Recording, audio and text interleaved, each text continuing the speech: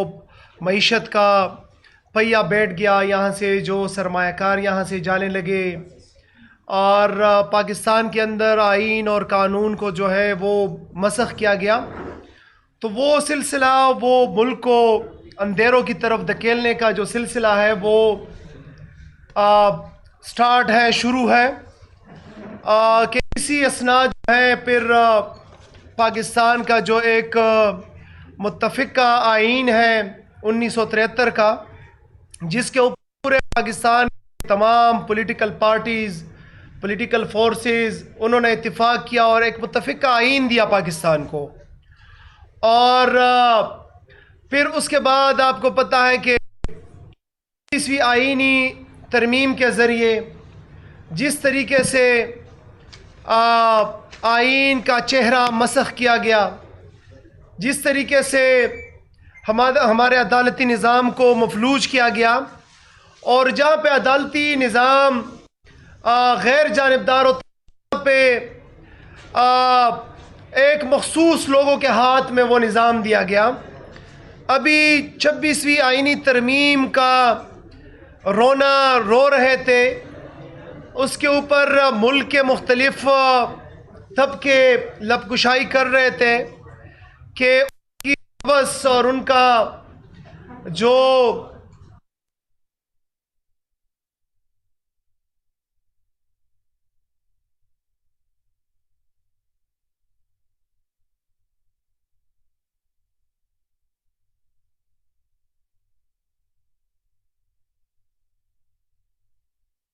अंदर उनके अपने वजीर से पूछा कि जी आप 27वीं आइनी तरमीम लेके आ रहे हैं, तो उनका अपना वजीर, फेडरल वजीर कहता है कि जी हमें पता नहीं है। और अगले दिन जो है फिर बिलावल साहब ट्वीट करते हैं कि 27वीं आइनी तरमीम आ रहा है और उसके अंदर अंदर ये जो है खदोखाल है। फिर अगली सुबह फिर ये अनाउंस होता है कि जी हम लेके आ रहे हैं और उसके अंदर बड़े खौफनाक किस्म की चीज़ें हैं जिसके ज़रिए सिविल सुप्रीमेसी को मुकम्मल तौर पे ख़त्म करने की साजिश रचाई जा रही है। असम्बली को और डेमोक्रेटिक जो प्रोसेस है उसको जो है बिल्कुल मफलूज करने की कोशिश की जा रही है, मखसूस लोगों को पावर देने की कोशिश की जा रही है, एक शख्स को ताहयात ओहदा देना जो है वो इसके अंदर रखा गया है। अब दुनिया के कौन से आइन के अंदर, कौन से कानून के अंदर आप किसी शख्स को ताहयात एक ओहदे के ऊपर रख सकते हैं? ये तो ना डेमोक्रेसी है, ये तो ना ट्रांसपेरेंसी है, और ये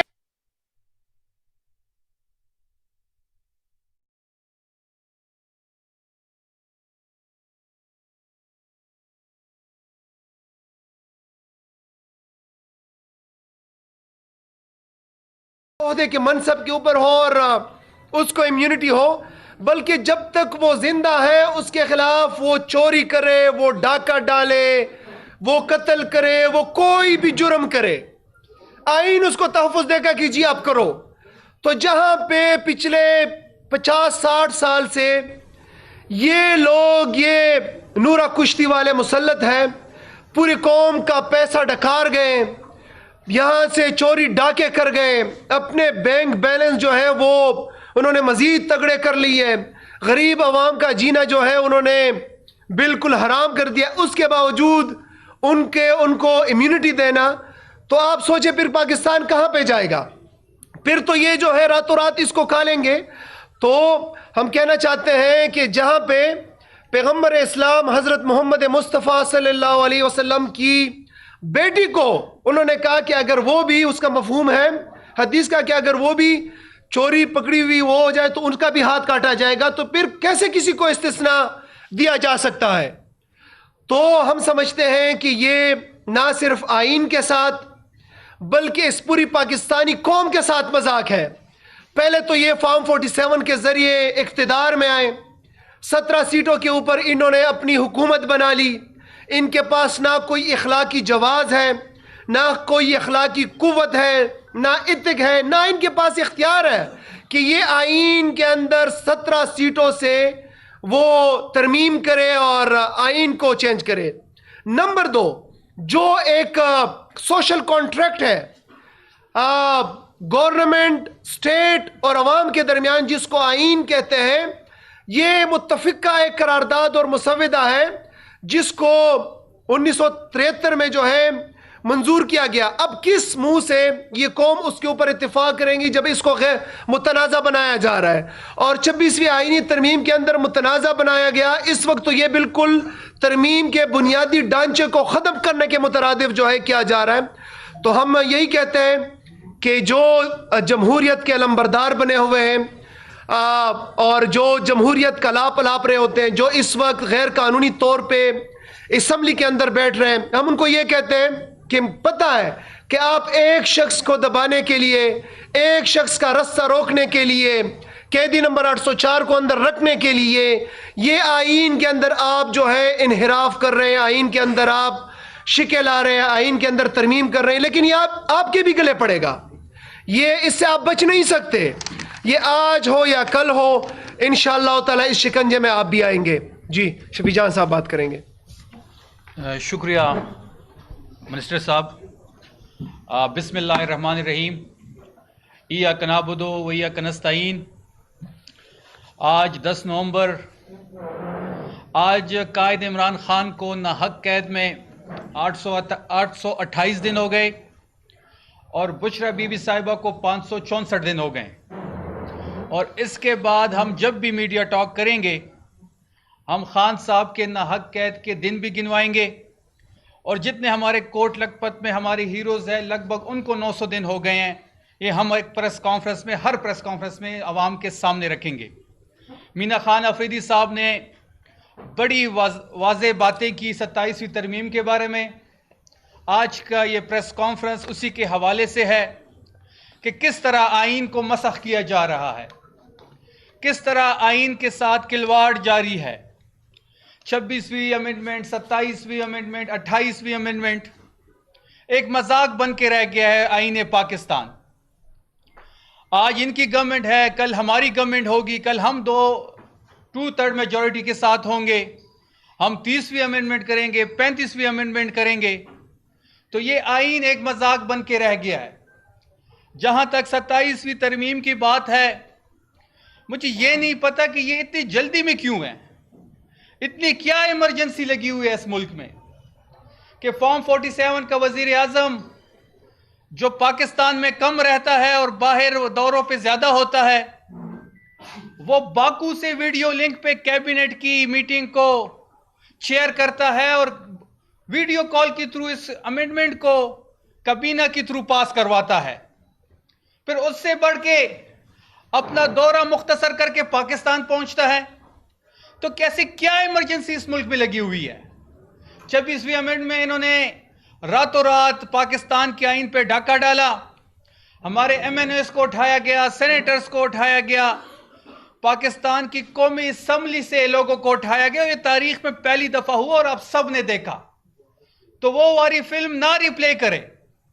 और हम इनको कह रहे हैं कि एक साफ कागज ले आए, बिल्कुल वाइट पेपर, एक पेन और ले आए, और जो लिखना है लिख दो और वो कानून बना दें। लेकिन जब पाकिस्तान तहरीक-ए-इंसाफ की हुकूमत आएगी, और इंशाल्लाह आएगी, और 2/3 मेजॉरिटी सी आएगी, तो ये सारी चीजें हम इंशाल्लाह उड़ा के रखेंगे। दूसरी बात, जो आईनी ओहदों पे बैठे हुए हैं, जो गैर आईनी तरीके से आए हुए हैं, 17 इनकी सीटें हैं, वो कैसे आईन को छेड़ सकते हैं? वो कैसे गैर आईनी इक़दामात करके पाकिस्तान के आईन को मसख कर सकते हैं? और इससे बढ़ के आप कैसे किसी एक फर्द वाहिद को ताहयात मराद दे रहे हैं? कैसे आप एक सदर को, सदर पाकिस्तान को इस्तिस्ना दे रहे हैं?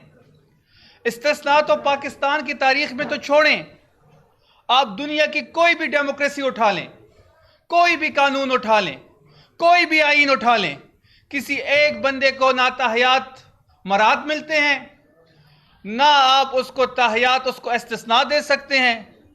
यहां पे एक फर्द वाहिद को, सदर पाकिस्तान को आप इस्तिस्ना भी दे रहे हैं कि वो जो भी करे, वो किसी को फांसी करे, डाका डाले, उसको इस्तिस्ना हासिल है। तो ये जो आईन के साथ खिलवाड़ हो रहा है, भरपूर पाकिस्तान तहरीक इंसाफ इसकी मजम्मत करती है। खैबर पख्तूनख्वा हुकूमत इसकी मजम्मत करती है। हम अपने लीगल ऑप्शन भी इस्तेमाल करेंगे, हमारे कौमी असम्बली के जो मेंबरान हैं इसकी मजम्मत भी करेंगे, हर हद तक जाएंगे। हमारे लोग इंटैक्ट हैं, हमारे सेनेटर्स इंटैक्ट हैं। और इसके साथ साथ आप अगर देखें कि आइन जो होता है वो पूरे पाकिस्तान के लिए होता है, आइन जो होता है वो पूरी सिविलियन बालादस्ती के लिए होता है। और यहां पे जो अमेंडमेंट लाई जा रही है वो किसी एक मखसूस तबके के लिए उसको पावर्स दिए जा रहे हैं। इसमें सिविल बालादस्ती का नाम ही नहीं है। और जमहूरियत में जो पार्लियामेंट होती है वो सिविल बालादस्ती का एक निशान होता है। एक सिविल बालादस्ती के लिए पार्लियामेंट जो होती है वो तकदो करती है। और यहां पे पार्लियामेंट अपनी पावर्स एक फर्द वाहिद को दे रहे हैं। यहां पे 73 का आइन जिसके लिए 80 से ज्यादा इजलास हुए, 9 महीने उस पर लगे, उसमें अखबारों में इश्तिहारात छपे, लोगों से तजवीज़ मांगी गई, लोगों से मशावरत की गई। और इस आइन में फजल रहमान साहब के वालिद साहब थे, इस आइन के बनाने के लिए जुल्फ़िकार अली भुट्टो साहब थे, इस आइन को बनाने में नवाबजादा नसरुल्लाह खान साहब थे। तो ये सारे लोगों ने मुत्तफ़िक़ा तौर पर सालों लगा के 100 इजलास करके, लोगों से तजवीज़ लेके, अखबारात में इश्तिहारात दे के, उससे मशवरे लेके 1973 का मुत्तफ़िक़ा आइन बना। और यहाँ पे तो उल्टी गंगा बह रही है कि 9 महीनों की चीज़ 9 घंटों में उड़ा के रख रहे हैं, रात के अंधेरे में उड़ा के रख रहे हैं। इन्होंने तो गवर्नर्स को भी इस्तिस्ना दिया था, इन्होंने तो वज़ीर आज़म को भी इस्तिस्ना दिया था, इन्होंने तो सेनेटर्स को भी इस्तिस्ना दिया था। ये तो इमरान खान का खौफ है कि इन्होंने ये चीज़ें वापस ली। उनको पता है अगर हम वज़ीर आज़म को इस्तिस्ना देंगे तो वज़ीर आज़म इमरान खान साहब को भी इस्तिस्ना मिलेगा, तो इस इमरान खान भी इस्तिस्ना हासिल करके बाहर आएंगे। और जिस दिन इमरान खान साहब बाहर आएंगे, जिस दिन उनका कदम अडयाला से बाहर वो रखेंगे, तो इस मुल्क का सियासी मंजरनामा बिल्कुल चेंज होगा। ये सिस्टम बिल्कुल वाइंड अप होगा, यहाँ पे सब तितर बितर होगा और पाकिस्तान तहरीक इंसाफ की गवर्नमेंट बनेगी इंशाअल्लाह। इसके साथ साथ अगर आप देखें इस 27 अमेंडमेंट में कि जो शम्मा जुनेजो थी, जिन्होंने यूएन में पीएम साहब की तकरीर लिखी, वो खुद कहती है कि ये जो अमेंडमेंट हो रही है वो इमरान खान साहब के रोकने के लिए हो रही है। इनका वजीर कानून असेंबली में खड़े होकर कहता है कि जी ये एक शख्स आएगा और वो फील्ड मार्शल से ये ओहदा ले लेगा, तो इसलिए हमारे लिए अमेंडमेंट जरूरी है। हम क्यों फील्ड मार्शल से ओहदा लेंगे? ये एक इजाज़ी ओहदा है। अगर हम कल 2 टर्म मेजोरिटी के साथ आ सकते हैं तो ठीक है, इन्होंने 27वीं तरमीम की, हम 30वीं करेंगे, 35वीं करेंगे, हम इस सारे सिस्टम को उड़ा के रख देंगे। तो ये सारी चीज़ें जो अमेंडमेंट हो रही है, इसका मकसद तहरीक इंसाफ का रास्ता रोकना है, इसका मकसद इमरान खान का रास्ता रोकना है, इसका मकसद जमहूरियत का गला दबाना है, इसका मकसद पाकिस्तान में जमहूरियत की जो ताबूत में आखिरी कील है वो ठोकनी है। और इसमें जो मेन खिलाड़ी है वो पाकिस्तान पीपल्स पार्टी है। पाकिस्तान पीपल्स पार्टी, मीना खान साहब ने बड़ी अच्छी बात की और बड़ी वाज़ेह बात की मीना खान साहब ने कि पीपल्स पार्टी जमहूरियत की चैंपियन बनी हुई है, इनके नुमाइंदे जमहूरियत खेलते हैं, आइन खेलते हैं। आज पीपल्स पार्टी ने यह तरमीम मंजूर करके बेनज़ीर भुट्टो साहिबा की लाश और जुल्फ़िकार अली भुट्टो की लाश को बेच दिया है। वो आइन जो जुल्फ़िकार अली भुट्टो ने दिया था, वो आइन जिसके अलमबरदार पाकिस्तान पीपल्स पार्टी थी, वो जमहूरियत जो कहते थे कि जमहूरियत जो है वो बेहतरीन इंतकाम है, वो सारे दावे, वो सारे इनके बयानात, वो सारी इनकी जमहूरियत आज ज़ीरो हो गई है। और आज उन सबको इन्होंने मल्टीप्लाई बाय ज़ीरो कर दिया। और इसलिए कर रहे हैं कि सब अपनी बारी के इंतज़ार में हैं। और आपने देखा होगा कि खैबर पख्तूनख्वा की हुकूमत जो एक आम वोट के लोगों के वोट से बनी है, और जब आम लोग इक़्तिदार पे आते हैं तो फिर वो सीएम सुहेल आफरीदी की तरह होते हैं, वो फिर मीना खान साहब की तरह होते हैं, फिर वो आम लोगों में से होते हैं। और ये लोग ये समझते हैं कि ये हम में से, कल आपने मनाजिर देखे होंगे कि किस तरह सुहेल आफरीदी बगैर सिक्योरिटी के, बगैर प्रोटोकॉल के कारखानों में पेशावर के अवाम में मौजूद थे, बगैर किसी प्रोटोकॉल, बगैर किसी सिक्योरिटी के। ये ज़रा बाहर निकल के दिखाए, इनका कोई वजीर निकल के दिखाए, इनकी वजीर आला तो छोड़ें। और मीना खान साहब ने बात की कि ना पीपल्स पार्टी के अरकान को, कौमी असम्बली के अरकान को पता है कि ये 27 अमेंडमेंट में क्या हो रहा है, और ना ही नून लीग के लोगों को पता है। आप ये कैमरे लेके जाए, अपने टॉक शोज में उनको बुलाएं, आप उनको पार्लियामेंट के सामने उनसे बातचीत करें। उनको एक तैयार ड्राफ्ट आया हुआ है और वो मन वो तस्लीम कर रहे हैं। आखिर में हम हर हाल में पाकिस्तान के आईन और कानून के साथ खड़े हैं। हम आईनी और कानूनी लोग हैं। हम अपनी जंग आईनी और कानूनी दायरे में करेंगे और इसी दायरे में रह के इन तमाम अमेंडमेंट्स का मुकाबला करेंगे। और 73 की आइन के लिए उस मुल्क में सिविलियन सुप्रीमेसी के लिए पार्लियामान के अंदर और पार्लियामान के बाहर अपना रोल प्ले करेंगे। बहुत शुक्रिया आपका। विजान साहब जी बताएं, आपने कहा है कि हम अपनी जदोजहद जारी रखेंगे। 26 की तारीख की आई, उसमें उस पर अमल दरामद भी हो रहा है, पटाई की भी, तो इसके लिए आपकी पार्टी की आदत बैठी है कोई एहतजाज, कोई अवामी एहतजाज, सड़कों पर आने का कोई प्रोग्राम? क्योंकि आप इस पर यकीन रखते हैं कि आपको अदालतों से या कहीं से इंसाफ मिलेगा? देखिए, इस वक्त अदालतों की जो सूरत हाल है वो आपके सामने है। अदालतें अपना फैसला तो दे देती है, लेकिन वो इंप्लीमेंट नहीं कर सकते, अपने फैसलों पे अमल दरामद नहीं होता उनके फैसलों पर। हम अपनी कानूनी ऑप्शंस देख रहे हैं, हमने अपनी लीगल टीम्स को बैठाया हुआ है।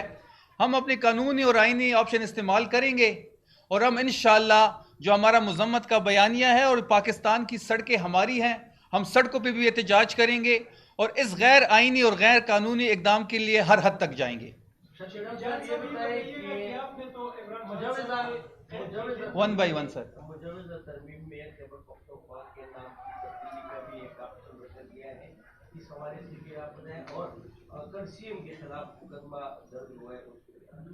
देखिए, जो खैबर पख्तूनख्वा की नाम का जो इशू है इस वक्त, ये अभी मेरी और मीना साहब की इसी पे डिस्कशन हो रही थी कि ये सूबाई असम्बली का सवाबदीद होना चाहिए था, यहाँ पे डिबेट होनी चाहिए थी। सूबे का जो मैंडेट है वो सूबाई असम्बली के जो मेंबर्स हैं उनके पास है। सूबे के फैसले का इख्तियार सुहेल आफरीदी साहब के पास है, इमरान खान साहब के पास है, हाउस के पास है। तो इधर ये डिबेट होती और डिबेट पे अगर हम ऐसे कोई तजवीज़ करते तो वो इसमें शामिल कर देते। लेकिन मैं अभी यहाँ आने से पहले देख रहा था कि अहमद वली साहब का बयान आया है कि जी इस तरमीम में खैबर पख्तूनख्वा के जो नाम का मसला था वो इस तरमीम में शामिल नहीं है। तो मेरे ख्याल में एक दफ़ा फिर उनके साथ प्रैंक हो गया है। और जहाँ तक आपका अगला क्वेश्चन जो था NCCI का, तो उस पर मीना खान साहब भी कमेंट करेंगे। वो सिर्फ हमारी आवाज़ दबाने के लिए ये कोशिशें हो रही हैं। ये मुख्तलिफ़ किस्म के जो हमारे 26 नवंबर की FIRs हैं, जो हमारी मुख्तलिफ़ किस्म के जो पिछले एहतजाज पे जो उन्होंने FIRs कराए हैं, ये दोबारा उसके वारंट निकाल रहे हैं। सिर्फ हमारी आवाज़ दबाने की कोशिश कर रहे हैं और हमें प्रेशराइज कर रहे हैं। ना हमारी आवाज़ दबनी है, ना हमने प्रेशर में आना है। हम इंशाल्लाह अपने बयानिए को, अपनी तहरीक को आगे लेके जाएंगे और खैबर पख्तूनख्वा इसको लीड करेगा। NCCI के बारे में जो क्वेश्चन है, मैं मीना साहब से रिक्वेस्ट करूंगा उस पर तफसीलन आपको।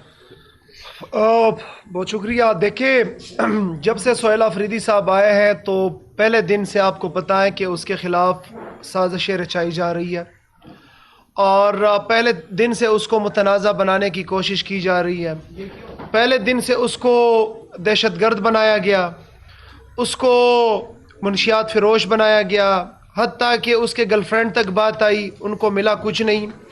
वो आइन की बात करते हैं, वो रूल ऑफ लॉ की बात करते हैं, वो कानून की बात करते हैं, वो अपने इस धरती, इस मट्टी की हकूक़ की बात कर रहे हैं। वो चाहते हैं इस मुल्क के अंदर अमन व अमान हो, इस धरती, इस सूबे के अंदर अपना अमन व अमान हो। और उन्हें एक ब्रॉडर कॉन्टेक्स्ट में एक बात की कि ऑपरेशंस के क्या ड्रॉबैक्स होते हैं, उसके बाद जो कोलैटरल डैमेज होता है उसके क्या ड्रॉबैक्स होते हैं। और वो ब्रॉडर कॉन्टेक्स्ट में एक बात हुई। अब जो है उसको दबाने के लिए, उसके आवाज़ को दबाने के लिए और उसको बैक फुट पे ले जाने के लिए जो है ये FIR हुआ। इससे पहले भी आपने बाज़ गश्त सुनी होगी कि एक और FIR भी जो है इन्होंने कहा था कि FIA की है, वो तो अभी नहीं आई। और मुझे ये लगता है कि जिस तरीके से खान साहब का इंतखाब है और जो चुभ रहा है इनको, तो शायद ये एक FIR तक ना रुके, आगे भी शायद आपको देखने को मिलेंगे। लेकिन प्रोविंशियल गवर्नमेंट पाकिस्तान तहरीक इंसाफ वो इंशाअल्लाह ताला इनका मुकाबला करेगी। आइन के अंदर, कानून के अंदर, अदालतों के अंदर और हर फोरम के अंदर जो भी अवेलेबल फोरम है उन फोरम्स के ऊपर इंशाअल्लाह ताला इनका मुकाबला करेगी।